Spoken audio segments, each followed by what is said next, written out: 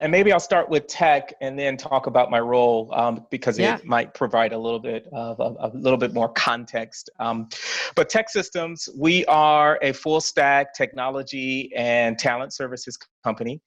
We have over 6,000 customers that we really consider ourselves partners in helping them to activate the ideas and solutions that they need in order to not only transform their businesses, but to remain competitive.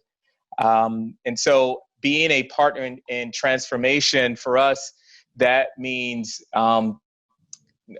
being a value added stakeholder that's not only willing to do our part, but at the end of the day, ultimately deliver on the needs and the goals that our customers have in transforming their business from a technology perspective. I've been at Tech Systems almost 20 years. Wow. Yeah. That's And awesome. I've held a couple different roles. Today, my assignment, as you mentioned when you introduced me, I'm the leader of inclusion and diversity, where I'm responsible for ensuring that we utilize the full complement of the diverse workforce that we're building. We want everyone to be able to fully participate. We want all of those perspectives to have a voice and to be able to contribute. And, of course, that means addressing some of the table stake issues around I&D, like representation. But then that also means, looking at some of the systems, some of the organizational, as well as some of the marketplace challenges and opportunity will be an enabler to us leveraging the full complement of our workforce. Okay. Did I say it wrong? Did I say diversity and inclusion? Because you said inclusion and diversity.